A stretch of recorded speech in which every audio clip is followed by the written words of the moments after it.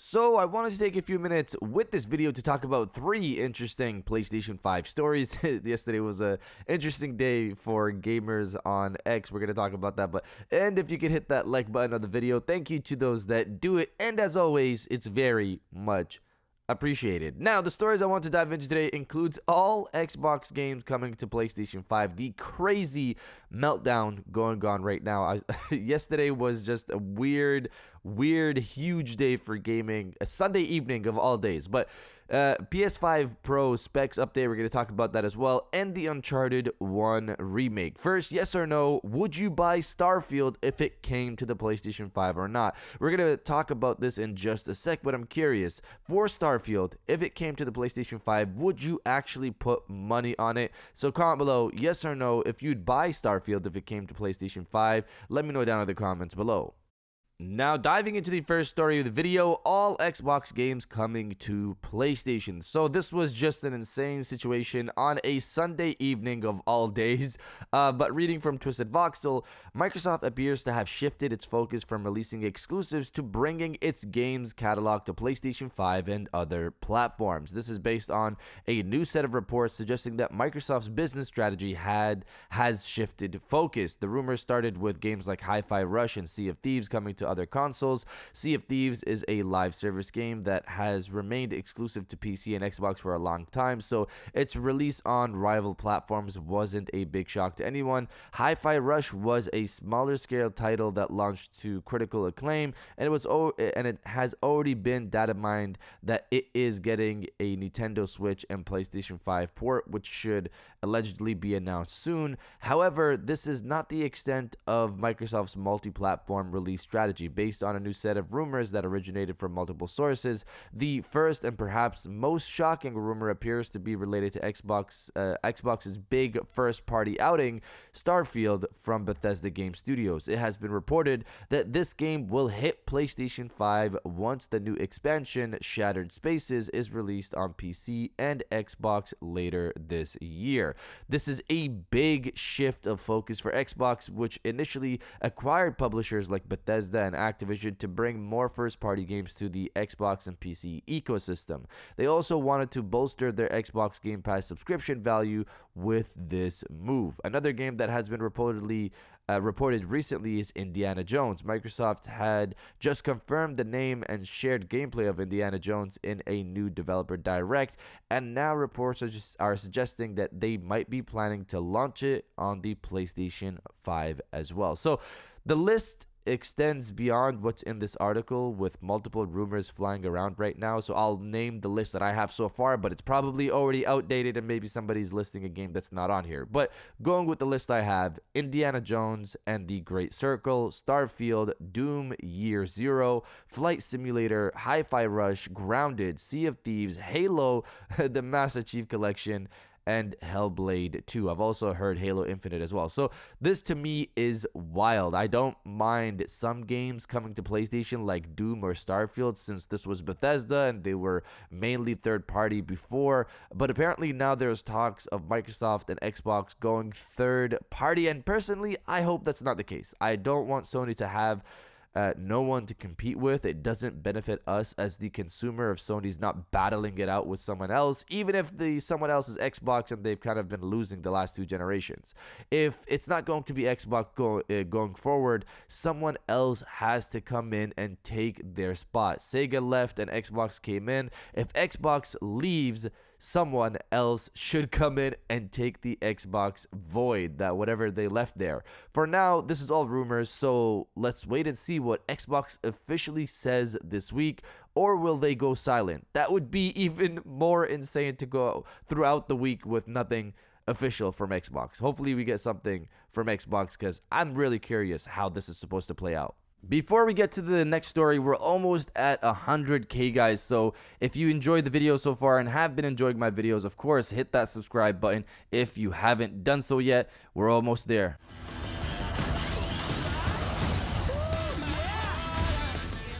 Now, diving into the second story of the video, Uncharted Remake. Reading from Comic Book, a new rumor has claimed that PlayStation is in the process of remaking the original entry in the Uncharted series, Uncharted Drake's Fortune. Shared by insider Nick Baker on the latest episode of the Xbox Era podcast, it was said that evidence had been provided by an anonymous source that indicated a ground-up remake of Uncharted Drake's Fortune is in the works. Baker added that fellow co-host John Clark had also been provided with information independently which corroborated this claim. It was then stressed that there's no absolute confirmation that this remake will end up seeing the light of day. Additionally, the studio that is potentially working on this Uncharted remake project is unknown. So this is interesting because the Visual Arts Service Group was reportedly going to make an Uncharted 1 remake years ago, but then that became The Last of Us Part 1 remake, which Naughty Dog took over from the Visual Arts Service Group. So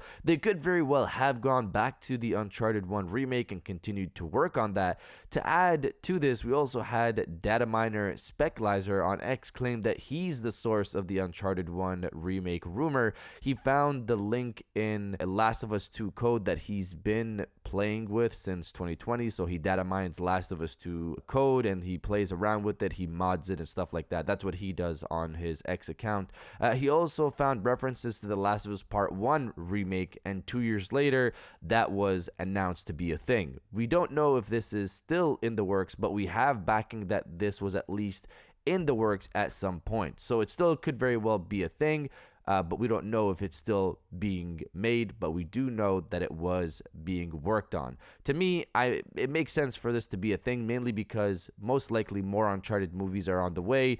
So having the games released alongside those movies, the remakes, which don't take that long to make, seems likely to me. But you guys let me know if you want an Uncharted remake or not. Let me know down in the comments below.